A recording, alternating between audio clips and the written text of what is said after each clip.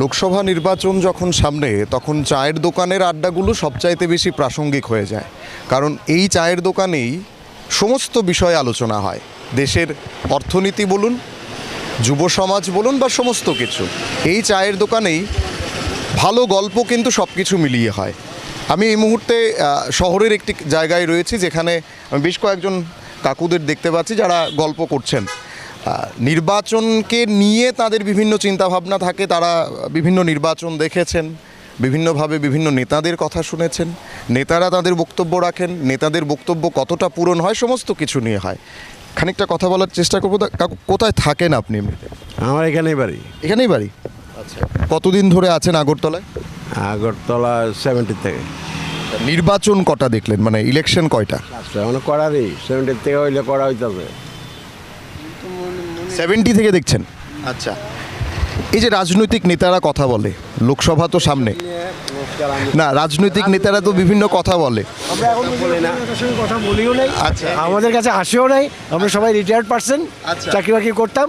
এখন বসে আমরা আড্ডা মারি, আর আমাদের ছেলে মেয়েরা কে কি পড়াশোনা করছে, কোথায় কে চাকরি বাকরি, সব নিয়ে আলোচনা করি। আচ্ছা। রাজনীতির দিকে আমরা এখনো যাইনি। কতদিন হলো রিটায়ারমেন্টে এসেছে? হয়ে গেছে 7 বছরের উপরে হয়ে গেছে। 7 বছর। আচ্ছা, এই ত্রিপুরার তো লোকসভা নির্বাচন হচ্ছে ত্রিপুরার দুটো কেন্দ্রে, পুরো ভারতবর্ষেও হচ্ছে। বিভিন্নভাবে নির্বাচনের আমরা বিভিন্ন দিক দেখি। এই যে এনডিএ জোট আর ইন্ডিয়া জোট, দুটোর মধ্যে কি কোনো তফাৎ আপনি দেখেন? কিছুই বুঝি না। এই জোটের মধ্যে কে কে আছে এটাই আমি জানি না। আচ্ছা। সত্য কথা কি, একটা জানি বিজেপি ভার্সেস অন্য আদার পার্টি, কোথায় কংগ্রেস, কোথায় সিপিএম, কোথায় তৃণমূল চলছে। আচ্ছা। কিন্তু কে কার সঙ্গে জোট এটা আমরা বুঝিও না, পেপারও মানে উল্টাই না। আমরা শিল্প সাহিত্যলয়ে আছি, এটাই থাকি। ঠিক আছে। শিল্পের উন্নয়ন হচ্ছে? শিল্প বলতে এই শিল্প না তো। হ্যাঁ, মানে আপনি সাহিত্যের শিল্পই আমি বলছি, শিল্পের। আমার মনের কাছে এটা আমার মনের কাছে, এটা তো আমরা উন্নয়নকে দেখো ছোটোবেলা থেকে দেখে এসেছি। মানে শিল্প সাহিত্য গান বাজনা যেখানে হয়, ও নানা ধরনের অনুষ্ঠান হয়, যাই বাস এতটুকুই। কিন্তু ওই রাজনৈতিক শিল্প টিল্প কিছু আমি বুঝি না। আচ্ছা, ঠিক আছে। আপনি কতদিন আছেন আগরতলায়? আমি তো আগরতলায় আছি 84 থেকে। 84? হ্যাঁ মানে বেশ কটা নির্বাচন আগরতলার দেখেছেন। হ্যাঁ, মানে চাকরি করতেন নাকি? চাকরি করতাম, রিটায়ার্ড এখন। বাহ, মানে আপনারা সবাই রিটায়ারমেন্টে আছেন, বাহ দারুণ ব্যাপার। আমরা মানে একদম চাকরিজীবী থেকে রিটায়ারমেন্টে যারা আছেন, চায়ের দোকানে তো আড্ডা হয়, বিভিন্ন গল্প করেন। হ্যাঁ, বিভিন্ন এই গল্পগুলো, রাজনীতিটাকে কিভাবে দেখেন, বর্তমানের পলিটিক্সটাকে? পলিটিক্যাল আলাপ আসলে আমাদের মধ্যে কেউই সে সক্রিয় কোনো কিছুর সাথে না, সক্রিয় আমরা কেউই থাকি না, কিন্তু তারপরেও মানে একটা তো আমাদের নিজস্ব চিন্তা ভাবনা থাকে যে হ্যাঁ এই পলিটিক্সটা এইরকম হলেও হতো, নীতি আদর্শ এরকম থাকলেও হতো। মানে এইভাবে কিভাবে দেখেন রাজনীতি? আমাদের এখানে যারা একটু এটার সাথে সক্রিয়ভাবে যুক্ত, হ্যাঁ এরা ছিল এতক্ষণ, এরা চলে গেছে এরা। হ্যাঁ, আমরা আসলে এই নিয়ে বেশি একটা ভাবি না। যতদিন চাকরি করতাম ততদিন জাস্ট। আচ্ছা, আপনি কতদিন আছেন আগরতলায়? আপনি আগরতলা? আগরতলা। আচ্ছা, কি চাকরি করতেন? হ্যাঁ, চাকরি করতাম। এখনও করছেন না রিটায়ারমেন্ট? না, রিটায়ারমেন্টে চলে গেছি। আচ্ছা, এই নির্বাচনটাকে কিভাবে দেখেন আপনি, এই জোটগুলো যে হলো? নির্বাচন তো একটা উৎসবের মতো। এটা তো প্রত্যেক আমরা ছোটোবেলায় থেকেই দেখছি নির্বাচন চলছে, এবং এটা একটা উৎসবের মতো, ভালোই লাগে আমাদের এটা। এই যে জোট হয়, এই আমরা একটা ইন্ডিয়া জোট দেখলাম আর একটা এনডিএ জোট, মানে একটাতে বিজেপি তার জোট শরিকরা, আরেকটাতে ইন্ডিয়া মঞ্চে আমরা দেখতে পাচ্ছি মমতা ব্যানার্জি, রাহুল গান্ধী, আরও অনেক নেতারা এখানে রয়েছেন। এটাকে আপনি কিভাবে দেখেন, ইলাবোরেটটা কিভাবে করবেন? জোট তো যার যার সুবিধার্থে করে, যা রাজনৈতিক সুবিধার্থের জন্য করে ওরা। আমরা ওদের ভোট দিই। আর না, আপনি যে ভাষায় কমফোর্টেবল, আপনি আগরতলার লোকাল ভাষায় বলতে পারেন। তো ওরা রাজনীতি যারা করে তারা তাদের সুবিধার্থে জোট করে। আমরা তো আর রাজনীতি করি না, আমরা যারা ভালো তাকেই ভোট দিই। আচ্ছা, আর এই যে জোট হয়, মানে একটা মঞ্চে রাহুল গান্ধীকে আমরা দেখি, একটা মঞ্চে আমরা দেখতে পাচ্ছি মমতা বন্দ্যোপাধ্যায়।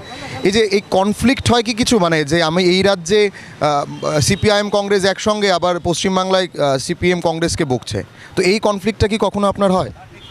এইটা তো আমরা এখানে তো আসলে শুধু দেখছি বিজেপি আছে, আর কোনো আমি অন্য কিছু দেখতে পাচ্ছি না। আচ্ছা, এই যে যারা এই যে সিপিএম কংগ্রেস যে একসঙ্গে মিছিল টিছিল করে, এটা নিয়ে আপনার কোনো চিন্তা ভাবনা আছে, বা একসঙ্গে যে জোট করলো? আমি এখানে শুধু বিজেপিরই ইয়ে দেখছি, আর বাকি কিছু দেখছি না। মিছিল মিটিং কি উন্নয়ন চান? করিনি কখনো। দেশে ধরুন প্রধানমন্ত্রী কেউ একজন হলো, যে কোনো দলের হলো, বা মোদি এলো, বা রাহুল গান্ধী হলো, যেই হলো, আপনি একজন রিটায়ার্ড পার্সন হিসেবে আপনার সন্তান বা আপনার সন্তানসম যারা আছে এই দেশে, তাদের উন্নয়নের জন্য আপনি কি কি পরিকল্পনা দেখতে চান দেশের মধ্যে? এগুলি আমি আসলে বুঝতে পারিনি, এগুলো নিয়ে আমার কোনো আইডিয়া নেই। আপনার ব্যক্তিগত জীবনে কি উন্নয়ন চান? আমার ব্যক্তিগত আমি রিটায়ার্ড পারসন, আমি চলছে ভালো, আমার কোনো প্রবলেম নেই, তো আমি এগুলি বুঝতে পারি না। আচ্ছা, হাট বাজারের ইসে ভালো, মানে সবজি টবজি কেমন, দাম কেমন? প্রত্যেক বছর যা হয় এটা তো নতুনত্ব কিছু না। আমি 71-এর যুদ্ধের সময় যা দেখেছি এখনও আমি 71 থেকে কিন্তু আমি এখানে 71-এর যুদ্ধের সময় যা দেখেছি এখনও তাই। লোকজন বলে হ্যাঁ রে কী করে খামু, তখন তেলের সরষের তেল ছিল 12 টাকা, কী করে এখন 150 টাকা খাচ্ছি, কেউর কোনো এই নাই। এটা সবসময় হয়। এটার মধ্যে হাট বাজার এই বেড়ে গেল, কিন্তু কিনছে মানুষ। হাট বাজারটা এগুলি দিয়ে কোনো এগুলির মধ্যে এই যে পেট্রোলের দামটা অনেকটা বেশি, মানে 100 টাকার প্রায় ছুঁই, হয় সময়ের সঙ্গে সঙ্গে হয়। মানে সময়ের সঙ্গে দাম। আমি যখন স্কুটার বাইক চালাতাম তখন আমার পেট্রোল 18 টাকাও পেট্রোল কিনেছি, এখন 100 টাকা কিনছি। এগুলি সময় তখন আমরা প্রথম বেতন 200 টাকা 300 টাকা, এরপরে বেতন এখন একজনের 30-40 হাজার 50 হাজার মিনিমাম সাধারণ কর্মচারী করতে। এর সঙ্গে সঙ্গে তো সব জিনিস বাড়বেই। এটার সঙ্গে কোনো রাজনীতিরও খেলা নেই, কিছু নেই। এগুলি সবসময় প্রাইস ইন্ডেক্স বাড়বেই, এটাতে কিছু বলার মতো কিছু নেই। আচ্ছা, আমরা যার চার দোকানে আছি ওনার সঙ্গে তো একটু কথা বলতে হয়। দাদা, কতদিন ধরে ব্যবসা করছেন? 30 বছর। 37 বছর, 30 বছর, বাহ, অনেক দিনের ব্যবসা। মানে ব্যবসায় কি লাভ হচ্ছে না লসে চলছেন? এই চলছে, ভালো মন্দে চলছে আর কি। মানে লাভ লস মিলিয়ে চলছে। আচ্ছা, এই জিনিসপত্রের দাম কেমন আছে এখন চায়ের দোকানে, যা যা আপনার আনুষঙ্গিক জিনিস লাগে? আছে চলন সই। নির্বাচনকে কিভাবে দেখেন? লোকসভা নির্বাচন তো সামনে, এটা তো উৎসবের ব্যাপার জনগণের। আর এই যে দলগুলো রয়েছে বিজেপি, কংগ্রেস, সিপিআইএম, তাদেরকে কিভাবে দেখেন? এটা তো ভালোই, যার যার। আপনি কিছু বলবেন? না স্যার, কি করেন, কি করেন কি? আমি রিক্সা চালাই। রিক্সা চালান? এই কেমন রিক্সা চলছে এখন কেমন? রিক্সা তখন আমরা ইনকাম কমে গেছি কা, কেন টমটম বাড়িছে, নতুন গাড়ি বাড়িতে আছে, তা আমরা ইনকাম গাড়ি লেগে আপনার ব্যবসা কমে গেছে? তো কমছে না স্যার। আচ্ছা, এখন কেমন রুজি হয় ডেইলি? ওখানে 200, 250, 300 টাকা পাই বেতন, মানে বেতন পান না ডেইলি? ডেলি পাই আর কি। 250, 300। আগে কেমন হইতো? আগে তো কামাই করছি ভালো, কেমন? 1200, 1300 বা একদিনে? 1500 টাকা বাহ, রিক্সাতে কামাই করছি, ট্যাঙ্কের রিক্সা চালাইছি। আচ্ছা ওখান তো মোটর রিক্সা পারি, এমনকি আরও ইনকাম কমে গেছি কামটা। আচ্ছা। বাজারে জিনিসের দাম কেমন? বাজার জিনিস তো আগের মতন এমন খেতেছি। এই রাজনীতি, এই যে রাজনীতি দেখেন, এটা কেমন দেখেন? এটা তো আমি অনেক সব এমন ইয়ার মতো সব একই দিই, আমি একই রকম, একই রকম দিই, সব এক? সব একই দেখতেছি, মানে ওই যে সবাই যে কয় লঙ্কায় যে যায় সেই রাবণ, এমন এরকমই। এমন নেই? কাকু রিক্সা চালান আমাদের শহরে। আচ্ছা দাদা, মানে কেমন লাভ হচ্ছে এই রাজনীতিটাকে কেমনভাবে দেখেন? লাভ আমরা হলো ব্যবসা, আমরা তো লাভ আর লোকসান। তারপরেও মানে এই যে পলিটিক্সটা হয়, সিপিআইএম, কংগ্রেস, বিজেপি, ব্যাপারটা হলো আমি তো ব্যবসা লাগে আছি, তো রাজনীতির সম্বন্ধে তো আমার এটা অভিজ্ঞতা নাই, কে ভালো কে খারাপ, ঠিক আছে না? এটা তারা যারা করে রাজনীতি তারা এটা ভালো করে বোঝে। আপনি সাধারণ মানুষ হিসেবে আপনি কি চান দেশের উন্নয়নে, রাজ্যের উন্নয়নে কিভাবে দেখতে চান? তারা তো আমরা তো আর ভালো বেনিস্ট, তারা যেটা আপনার তো করে কেরাসিন দিয়ে চলতে হয় না? এটা কেরাসিনের দাম কেমন আছে? হয়তো 80-85 টাকা, আগে কেমন আছে? আগে তো আসলো 50। 50 টাকা। হ্যাঁ। এই যে দামটা বাড়লো 50 থেকে 80-85, এটার জন্য কি সরকার দায়ী না সময় দায়ী? যে সময় সময় না, এটা আন্তর্জাতিক, যেটা মানে ওনারা বলছে যে আন্তর্জাতিকে দামটা বেশি, যার ফলে সব দিকে বেশি। আমি তো সব ইয়ে বিশ্লেষণ করে করতে পারতেছি না, এই আর কি। আচ্ছা, আপনি কোথায় থাকেন দাদা? একদম পারফেক্ট। কোথায় থাকেন? আমি ড্রাইভার, কি চালান? কোকোকোলার গাড়ি চালাই। কোকোকোলার গাড়ি। আচ্ছা, কেমন দেখছেন রাজনীতি? রাজনীতি তো দেখছি, যখন যে আসছে সিপিএমও দেখছি ভালো লাগছে, কংগ্রেসও ভালো লাগছে, অনেক বিজেপি এসছে, এটাও ভালো লাগছে। আমরা কথা হলো এই যে সিপিআইএম কংগ্রেস যে একসঙ্গে হলো, এটা আপনি কিভাবে দেখেন? ওইটা তখন এই সমস্ত জিনিস জানিও না, এটা খবর নিউজ, এটা হওয়া কি উচিত ছিল? এটা তো ওদের এত লাভবান হবে না। আপনি কতদিন আছেন ত্রিপুরা? আমার জন্মই এখানে। হ্যাঁ, আমি তাহলে এই ত্রিপুরাতেও সিপিআইএম। জোড়াপাতা থেকে ভোট দিয়েছি। আচ্ছা, জোড়াপাতা থেকে আমাদের ভোট শুরু হয়েছে, কখন অবধি ভোট দিয়ে যাচ্ছি। ভোটের সময় আছে ভোট দিচ্ছি, এবার চলে যাচ্ছি। পছন্দের যে পার্টি তাকে ভোট দিচ্ছি, তাকে আমার ভালো লাগছে, আমি তাকেই দিচ্ছি। এবার চেঞ্জ হয় না কি ফিক্স থাকে ভোটটা?